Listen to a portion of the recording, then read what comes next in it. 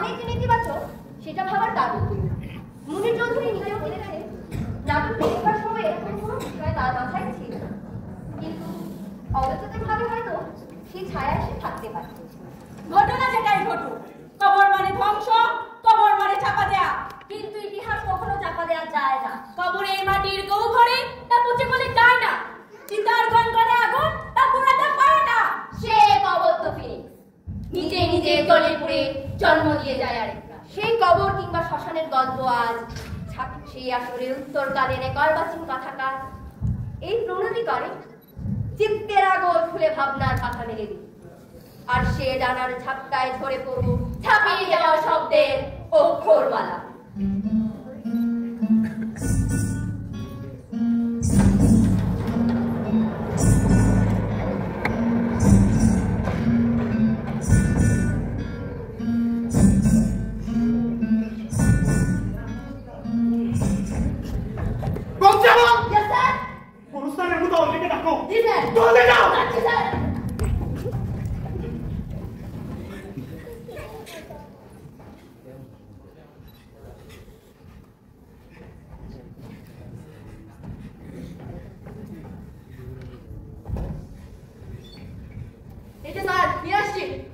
আপনি গুরুস্থানের মুতাল্লি?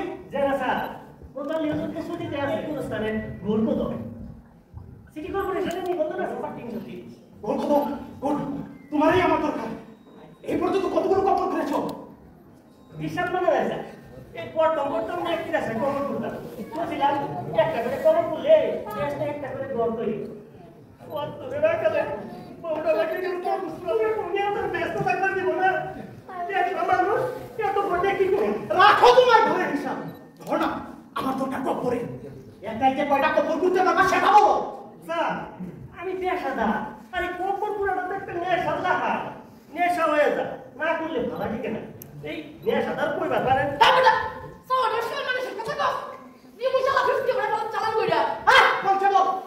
সব জায়গায় কোনো যাওয়ার জন্য আজ এই অবস্থা। এত ক্লাসের খবর যদি একবার চালু হয় ভেবে করে। সরি স্যার, মূর্খ তো আমার সাঙ্গ পাঠক নাই। এক লাখ লাখ খবর পুরা জানা লোক জোগাড় লাগে, কাজ শেষ হওয়ার আগে খবর করে শেষ করো। 10 মিনিট তো টাকা দাও, সব করে ফেলো।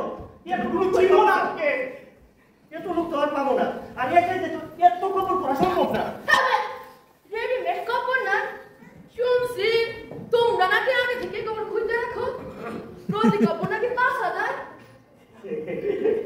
আচ্ছা স্যার, ঠিক আছে, ওই জানা না দেখতে মুখটা কি জানা না পারবে না ইয়েস না সব কিছু রিপোর্ট আছে, সেটা তোমার করতে হইব। এত কথা কেন? মুর্দা তো মুর্দাই, মুর্দার লিঙ্গ কি কোনো কথা না, একদম মুখ বন্ধ। তুমি কেবল কবর করে যাও, যতগুলো পারো তারপর সব কিছু করো। স্যার স্যার, এটা তো জানা না, পুরুষ শিশু সব আলাদা আলাদা, এক একটা তুমি চিনবা না, কোথাও যেন কেউ কোনোদিন করতে না পারে। আমি দেখি স্যার, কারণ পাই কিনা আমি গেলাম স্যার। Constable, yes sir.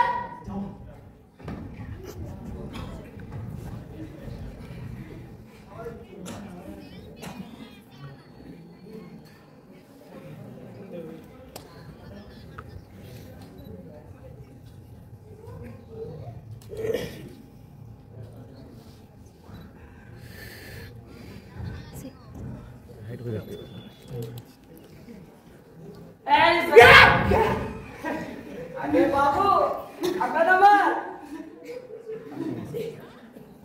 আমি ধরম জোগাড়। তুই সারা গোবের বাচ্চা, আর ঘরের ভিতরে মতো একটা কই থেকে উঠে বলছো জানে পানি না। এ বাবু, আপনাও কি আমি তো জিন্দা আদমি আছে। তুই তো শালা জ্যান্ত ভূত। ও দারোগা বাবা আমাকে তুলে নিয়ে পড়া নিয়ে আমি তো সন্ধ্যার পরে কাম করি না বাবু, আমার কথা শুনে চলে এসেছি। বলো, বড় রাস্তার মোড়ে পিকআপ দেখেছিস? পুলিশের পিকআপ? কত পুলিশ দিছে যায় না। চুপ বাচ্চা, আস্তে কম, জ্ঞানেরও কাম আছে। আছে বাবু, এখানে তো আছে শুধু কবরের কথা কইস না, ডর লাগে। ডর লাগে? আমি তার বিয়ে Dad, PLN, Dad ভাই সব খতম হয়ে যাবে। না ওই সমস্ত বাংলা মদ খাওয়ার অভ্যাস নাই কি থেকে যেন কি হইয়া যায় सुस्ती होगा बाबू ये तो हमारा हाथों में बनाया भेजा भेजा नहीं है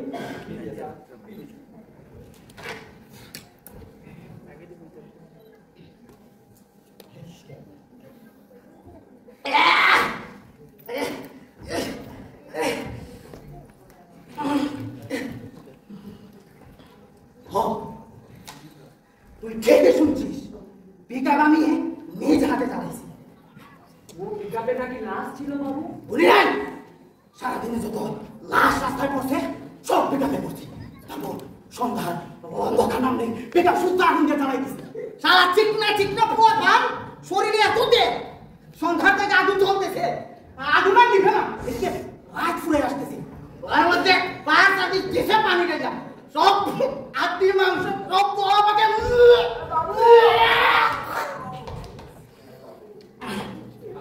মাথাটা কেমন ঘুমায়ও যা তাড়াতাড়ি যা রাত শেষ হয়ে গেল পিকআপের ভিতর চাপাবি সব বস্তা করে নিয়ে আসবি যেন কোনো চিহ্ন না থাকে वो लाश क्या আছে বাবু वो तो চলতে আংড়া हो गया আঙ্গা হোক আর যাই হোক সব ধুয়ে মুছে সাফ করে আনবি যেন কোনো চিহ্ন না থাকে ठीक है बाबू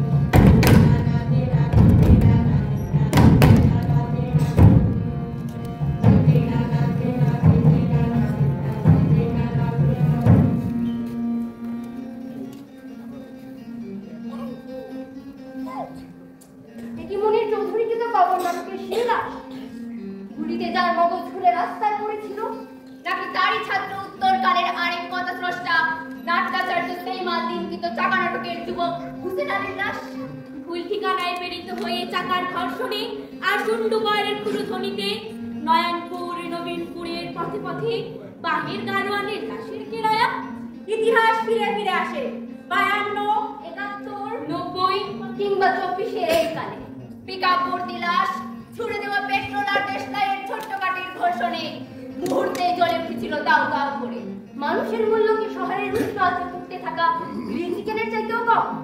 আহা সভ্যতার এই কালে পিস্তালা রাজপথে সেদিন বুঝি কোনো বাহের গাড়োয়াল ছিল না যে সোনালি ধানের ঝুমঝুমির বায়া ফেলে ভেবেছিল সর্ষের থেকে তো লাশের মূল্য কম। ইতিহাস সত্যি ফিরে ফিরে আসে।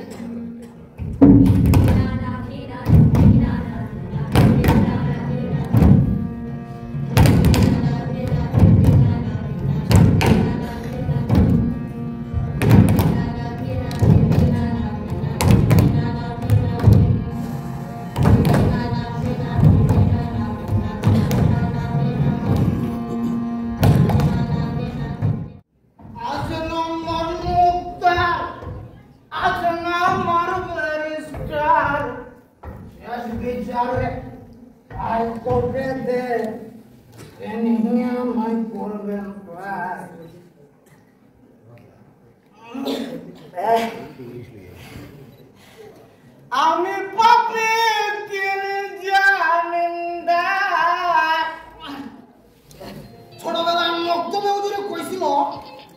গুরুস্থান হইতেছে পবিত্র জায়গা, গুরুস্থানে কোনো জন নাই। প্রভু মনের মধ্যে এতটা আসে বই থেকে নিজের বুকে ধুক শব্দে নিজেরই ডর লাগে। খবর না, একটু আগাইলেই মাথা খুলে উড়িয়ে দেব। বাবু বাবু গলিবার নাই বাবু, আপনি নরম তো বাজে। তুই শালা ডরের বাচ্চা, আন্ধারে পুতের মতো আজ্ঞা কোয়ার থেকে ওদের দিয়েছিলাম তো গুলি চালাই। আর কত গুলি চালাবে ইন্সপেক্টর बाबू? छात्रा भी मारे, रिक्शा वाला भी मारे, छोटा छोटा मासूम बच्चा भी मारे। आपका गोली तो एक दिन खत्म हो जाए बाबू, मगर मानुष तो खत्म होवे ना। চুপ শালা ডরের বাচ্চা, সরকারের মুখ খাইয়া সরকারের বিরুদ্ধে কথা কও শালা, তোরে শুদ্ধ কইতে পারো যাতে কোনো সাক্ষী না থাকে। तुम डर गया बाबू, बाबू बोल गए चले। बाबू दारू पिए लो, सब ठीक हो जाएगा।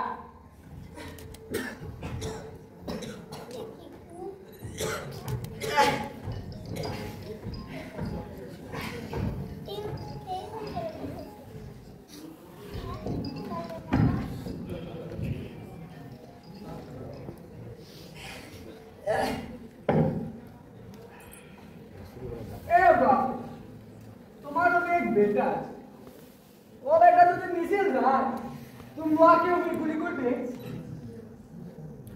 কোনদিন নেতার পুয়া অফিসারের পুয়া গুলি খাইতে শুনছিস? মরে তো সব বোকা চোদা পাবলিক। মিছিল কিসের মিছিল? খবর পা, এক পাড়া নেই মাথা খুলে উড়িয়ে দেবো।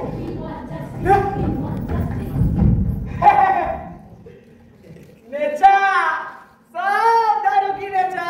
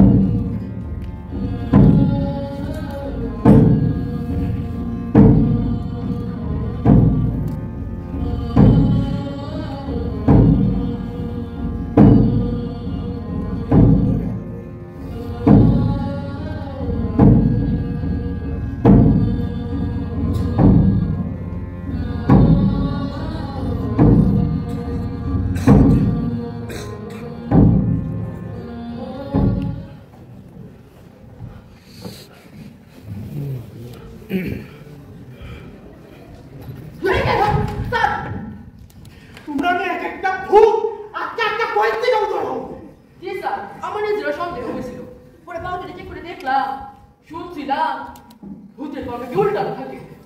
আমার কথা স্যার ঠিকই আছে, তবে স্যার ওই বেটা গল্পকে আমার সন্দেহ। বেটা কেমন করে জানি কথা কয়, তবে স্যার এখন পর্যন্ত পাল দুটো ঠিক করে দেখতে পারি না। আবার আইলে পাল দুটো ঠিক করে দেখতে দৌড়িয়া তোরের মধ্যে আর হান্দাই দিও না তো। লাশ সব আসিয়া শুইছে। লাশ না তো স্যার, লাশের বস্তা। কোনের বস্তাও বইতে পারে, মোট 8 বস্তা। কিন্তু এবার তো কপ করে খোলা শেষ হইল। এদিকে রাত শেষ হয়ে আসতেছে, মাত্র ঘুরছে 3টা আর রেডিওটা ছিল 2টা, মোট 5টা। অবশ্য 8টা হইলে ভালো হইতো, এক কাপ করে এক বস্তা। বড় হইলে ভালো গণিতবিদ হবা, গণিত অলিম্পিয়াডে অংশগ্রহণ করিল, গোল্ড মেডেল পাবা। জি স্যার, ওকে আমার মাথা বরাবরই খুব ভালো।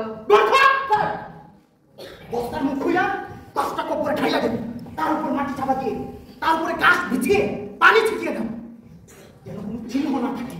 জি স্যার, ঘাসের ব্যবস্থা আছে, পানি লাগবে না স্যার।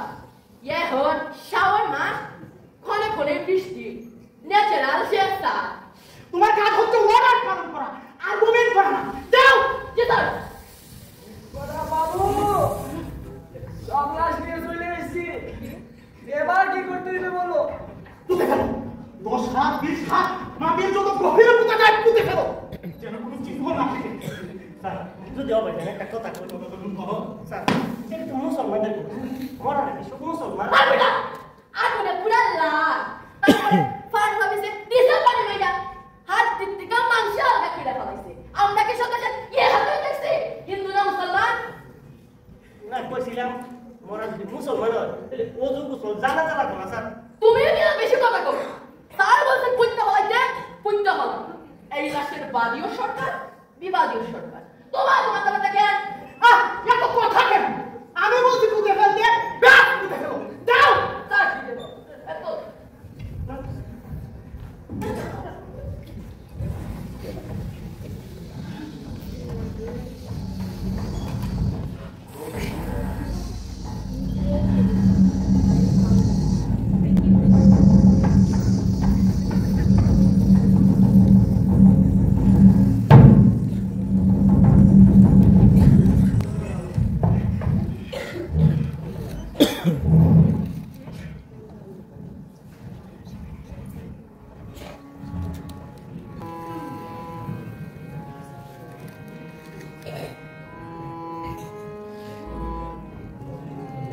আমার চাওয়াটা কি খুব বেশি ছিল?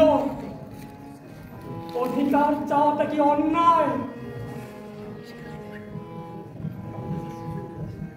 গুলিটা যখন মুখের ভিতর দিয়ে ঢুকলো, মায়ের কথা খুব মনে পড়ছিল। মায়ের যে বইলা আসে নাই, পড়ার টেবিলে একটা চিঠি লিখে রেখে আসছিলাম। মা, তুমি কি চিঠিটা পড়ছিলে মা? আমি তো তোমার মুখে বলতে পারি নাই মা। বললে তো তুমি আমার মিছিলে চাইতে দিত না মা। মা, তুমি কি আমার উপর রাগ করছো মা? আমি তো মরতে চাই নাই, অধিকার চাইছিলাম। মায়ের কথা বলবো না, বুকে লাগে। তোমরা বেআইনি সমাবেশ করছিলাম, আমি আমার ডিউটি পালন করেছিলাম। আমি তো কিছুই করি নাই, জানালার পাশে দাঁড়াইছিলাম। হেলিকপ্টার থেকে যে গুলি আসতে পারে আমি তো বুঝতে পারি নাই। জানালার পাশ দিয়া গুলি আইসা লাগলো। মা, আমি আর জানালার পাশে দাঁড়াবো না, তোমার সব কথা শুনবো আর দুষ্টুমি করবো না মা। গলিটা আমার মাথার বাম পাশ দিয়ে ঢুকেছিল। কিছু বুঝে উঠবার আগে মৃত্যুর কোলে ঢলে পড়েছিলাম। লাশটা রাস্তার ধারে পড়েছিল, সেটাও সহ্য হলো না তোমাদের। লাশটা পিকআপে তুলে পিকআপ সহ চালিয়ে দিলাম। আমি তো মুসলমান, তবে চিতার মতো জ্বালিয়ে দিলে কেন? জীবিত মানুষের চাইতে মৃত মানুষ বেশি ভয়ঙ্কর। লাশ হচ্ছে একটা ভাইরাসের দ্রুত ছড়ায়।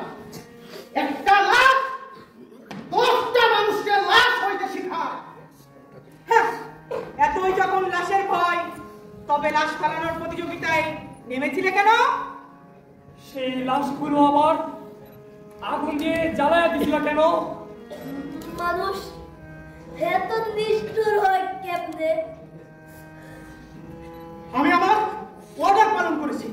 যারা আমাকে অর্ডার দিয়েছে তাদের জিজ্ঞেস করে যাও। আমি তো একজন মা, আমার ছেলেরা খুঁজতে বাইরেছিলাম, কতজনকে জিগাইলাম তোমরা কি আমার ছেলেরা দেখছো? লাল হাফ প্যান্ট, সবুজ টি শার্ট, মাথায় লাল সবুজের পতাকা বেঁধেছিল। গলিতে গলিতে কত খুঁজলাম, তারপর বড় রাস্তার মোড়ে এসে দাঁড়াইতে নিজেই গুলি খাইলাম। আমার ছেলেরাও কি গুলি খাইছে। যদি মরে ছেলেটার সাথে দেখা হইল, আর যদি পয়সা থাকে ও খাবে কিভাবে? আমার ছেলে যে নিজে নিজে খাইতে পারবে না, আমি যাবো কিভাবে? আমার যে পোষণ ফুরে গেছে, আমি কি বলছি? আমি কেন গুলি খাইলাম, কেন কইরা বললাম, এই জবাব কে দিব? ক্ষমতা আর ইতিহাস দুইটাই বিজয়ীদের হাতে। পরাজিতের হুকুম পুস্তকে চলে, বাস্তবে না। তুমি যদি আসো তোমার স্যালুট দিব।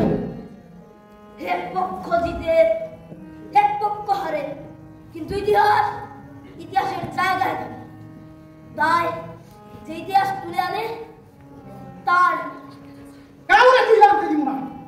আজ এই রাইতে সব কিছু মাটির নিচে পুঁতে রাখো, কেউ থাকবে না। মাটির যত গভীরাই পুঁতে রাখো না কেন, ইতিহাস কখনো মাটিতে থাকে না। শত কিংবা হাজার বছর পর কেউ না কেউ ঠিকই করে তুলে আনবে। এক একটা লাশ, এক একটা ইতিহাস। সব ইতিহাস পিতাপের আগুনে জয়লা পুইলা খাক হয়ে গেছে। যেটুকু বাকি আছে তাকে বল পাপরের মাটিতে চাপাবো। না, আমাদের পুঁতে ফেলা যাবে না। আমরা মরতে শিখে গেছি, আমাদের আর মারতে পারবে না। খবরদার বিদ্রোহ করবে না। বিদ্রোহ আমার একদম সহ্য হয় না। একদম গুলি করে সাফ করে দেব। তুই তো আচ্ছা বুকার লোক, আমরা তো আগেই বলে গেছি আমাদের গুলি করে তোমার গুলির অপচয় হবে। তবুও গুলি করবো। গুলি করতে করতে মাটির নিচে পুঁতে ফেলবো, কেউ থাকবে না। কেউ না। Hello hello, control room, emergency force পাঠা। গুরুস্থানে বিদ্রোহ হয়েছে। Fire fire fire fire.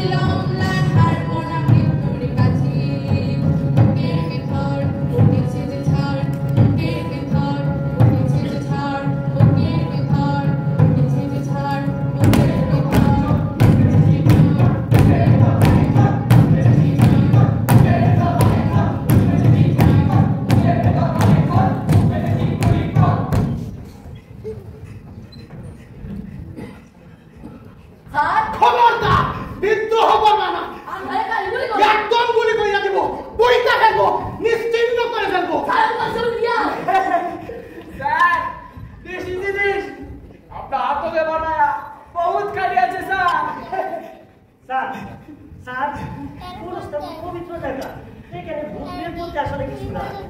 আরে মনে বাগে খায় না, মনে বাগে খায়। আপনি মন থেকে ঘর বসন তারাই দেন, ঠিক হয়ে যাবে। পানি দাও, পানি খাবো। কিছু কি শুনছো? পানি লাগবে, পানি। ও বাবা, কানের কাছে এক শব্দ, আমি পাগল হয়ে যাবো। হায় হায় হায়, আপনার কি যত বড় কইছে? পাগলা ঘুরতে কেমন ছিল? খাইছে আমারে ইনজেকশন দেওয়া লাগবে 14টা। শুনছি নাকি ঘুরে দেওয়া লাগে। ও কিছু না বাবু, রে চা তার কি রে চা? সারা তোদের বাচ্চা, তুই আমার কি পানি খাওয়াইছিস? আমার কানের কাছে খালি বাজতেছে পানি লাগবে, পানি। স্যার, আপনার কথা মতো সব ফুটতে বলেছে। আর কেউ পানি পানি করে চিল্লাতে পারবো না। না, তুমি জানো না কি এক আজব জেনারেশনেরা পুলিশ সামনে দাঁড়িয়ে ব্রেক টানছে, মনে হয় ফ্রি ফায়ার পাবজি খেলতেছে। এদের তুমি কেমনে বুঝো না? জীবনটা ভিডিও গেম না। রাইতে ঘুমাইতে পারো না, ঘুমের মধ্যে পানি লাগবে, পানি। বাবু পেশা বেশি হয়ে গেছে রে।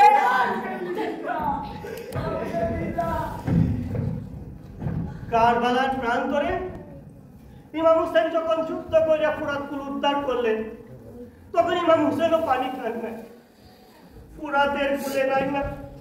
ইমাম হুসেন 2 হাত পরে পানি তুললেন। তার মনে হইল এই পানিতে মিশে আছে তার প্রতি শিশু আলিয়াস করে রক্ত, তার আদরের কন্যা সকিনার হাতের মেহেন্দির রং।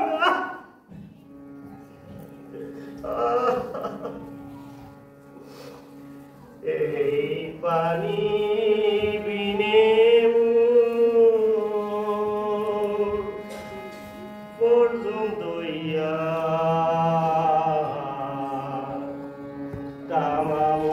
মরিয়া গেল কারবালার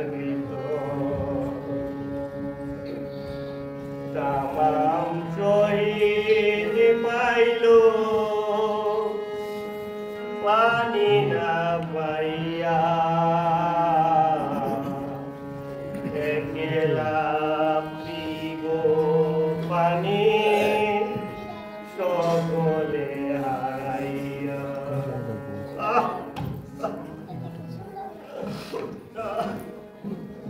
এই ছেলেরা মানুষকে পানি খাওয়াইতে খাওয়াইতে নিজেই গুলি খাইয়ে মরল। তার বাপ মায়ের গলা দিয়া পানি কি নামে? সবারে কাতেরে দগ্ধে যে পড়ানি দুনিয়ার বিচে না পিব পানি, দুনিয়ার বিচে না পিব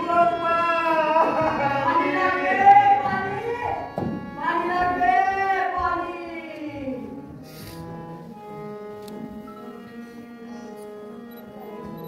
এও কি তবে এক কারবালার প্রান্ত, নাকি কারবালার মৃত্যুপুরা? মানুষ কেবল পানির অভাবেই মরে না, পানি পান করাতে গিয়েও মানুষ মরে। হত্যায়, রক্তে, নৃশংসতায়। এ কি কারবালার চাইতে কম? ইতিহাস ফিরে ফিরে আসে, ফিরে ফিরে আসে এই জিত সীমার কিংবা মির্জাপুরেরা। ফিরে ফিরে আসে কবর নাটকের ইন্সপেক্টর হাফিজ, যারা নিজেদের অপরাধ ঢাকতে হত্যার পর লাশ পিকআপে তুলে পিকআপ সহ জ্বালিয়ে দেয়, কিংবা চাকা নাটকের বাহির গাড়োয়ান রিক্সাওয়ালার বেশে বিনা ভাড়ায় আহত মুমূর্ষ মানুষদের নিয়ে ছুটে চলে পিচ ঢালা পথে সেই পাঁচালী গায়ের মানিক পীরের সেবাইতের সারের মতো। আর রিক্সার বাদানিতে সেলুটের ভঙ্গিতে দাঁড়িয়ে যায় রিক্সাওয়ালা। যান্ত্রিক যুগের ইট পাথরের নগরের বুকেও তাই মানবতা শেষ পর্যন্ত টিকে থাকে। তাই তো বাড়ির ছাদ থেকে ছুঁড়ে ফেলে পানির বোতল, শুকনো খাবার।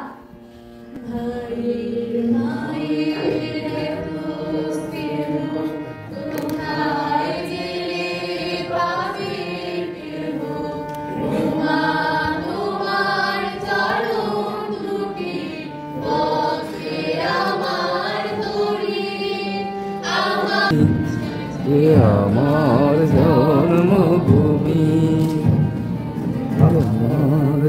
কৃত্রিম বুদ্ধিমত্তার শাসনের এই কালে এক অক্ষম কথাকার শুধু এই স্বপ্ন দেখে সকল যন্ত্র সভ্যতার ভাব বলে শেষ পর্যন্ত টিকে থাকবে মানবতা।